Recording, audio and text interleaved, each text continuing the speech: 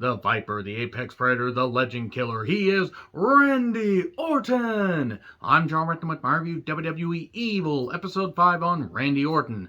There isn't a whole lot of news stuff in this episode. It's 40 minutes of a lot of rehash stuff, though Randy talking about the personal issues he went through. That was kind of cool to hear, but yeah, they skipped over a whole lot of stuff. They could have cut out a few things, or they could have made this episode 10 minutes longer and touched on a few feuds that would have shown just how evil Randy Orton was. They skipped completely over the 2008-2009 run that he had when he slimmed down and just became like a sneaky little snack with the tongue and everything, and they could have done stuff like that, but nope. We just got a lot of backstory, and then we got a lot of stuff on his feud with The Fiend. Yay! These episodes are not really all that good now. They put all their effort into, like, the Hollywood Hulk Hogan one, the Miz one. Sasha Banks was a little bit trimmed down, and Brothers of Destruction was a low point. This was a little better. But boy, I hope the next 3 episodes are good. But wait, episode 6 is on Stephanie McMahon, so we're going to have to wait till episode 7. So anyway, being a bad guy is kind of easy. It's like second nature for me, Randy says. He gets in the zone by bending down, getting the blood in his face, and doing all that and everything. I mean, he's not doing like Ultimate Warrior where he's running down to the ring and he's not doing that. But anyway, he feels like he feels that if he can show that, since he's feeling it, that the audience can feel it. And he's called conniving and a lot of words and everything. Dolph Ziggler talks about how he's, he acts like a sneaky little snack with the tongue. And is Riddle an actual fucking idiot, or does he just play one on TV? I'm going to go with yes. So the RKO is the perfect finishing move. The Diamond Cutter is better, and this is not a knock on Orton. I always prefer the Diamond Cutter. So, how did you get so evil? Well, we find out flashbacks with his childhood. He was bullied. He took a lot of that bullying stuff and made it his own, into his character, made his own, like just channeled it. Bullying's like, a pot of boiling water, and eventually the lid's going to spring off. He got into high school. He got into wrestling. He sprung like 6 to 7 inches in height and gained more muscle. So obviously he was going to be bullied a whole lot less when he could basically just beat your ass.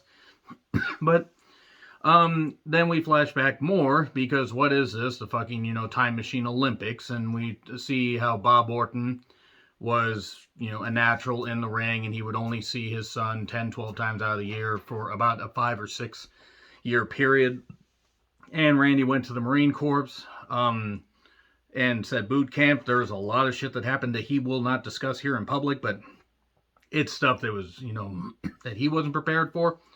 And yeah, I mean, I could only imagine. I've talked to various people that, friends of mine and family members that have been in the military, all branches of the military, and I don't ask them too many probing questions because it's their business. But yeah, there's some stuff that's happened that it scarred them. And I can only imagine what it did to Randy. He went AWOL and then turned himself in, went to a military prison for 45 days. This has been talked about. Randy was brought into the business. Bob Orton basically said to Bruce Pritchard, hey, I want to get this guy in here. Okay, come to OVW.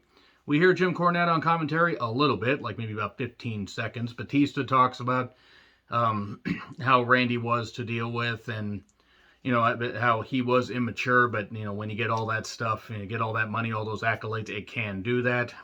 Orton had a SmackDown debut in April of 2002, I believe, against Hardcore Holly. But then he had 2 shoulder injuries early on, and basically did like the Randy News Network, all these updates, RNN, as it were. And my shoulder, it's in a sling. It's got 32% mobility. That's 2% more. I remember these, and I remember thinking, who really cares? And then like, other talking heads would talk about that stuff. And it was good stuff. It was a good way to keep Orton's character fresh and in mind. And then he would make appearances on camera. He would do this stuff. Then he had to grow backstage, and it took a while for him to really get mature. Evolution basically saved his career, he talked about. The feud with Mick Foley, though, and they showed a couple things. I did like how they showed some of the Backlash 2004 footage, where Orton got shoved in the tacks and all that. It was great stuff. And then he started taking down legends one by one. At one point, he knocked down the Fabulous Moolah, and Fabulous Moolah deserved way more than just an RKO. Fuck the Fabulous Moolah, by the way. I'm glad she's dead. She's rotting in hell for all that she did. And it's not that her legacy should be forgotten, just nobody should forget that she was a rotten human being and a scumbucket and a bitch, and held down women's wrestling for a number of years. But Who did he beat for his first world title? Oh, that's right, the man that would end up having a stranglehold on the wrestling industry and his family for a time. It was Chris Benoit, in case you didn't remember. He did get too much too soon. He couldn't handle the fame well. He could handle it in the ring as far as being champion.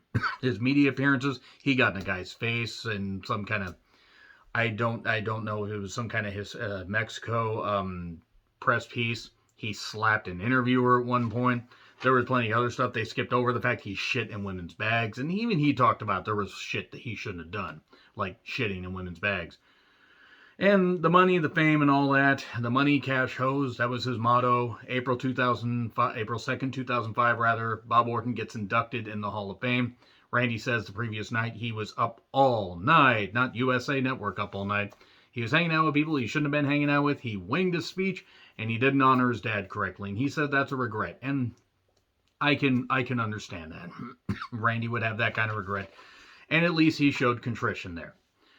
But they completely skip over the feud with The Undertaker. I don't understand why. That was some evil stuff they could have tackled. And yeah, it was more about the family aspect, but you could have made this episode 50 minutes and you could have explored more of why in the ring he was like this.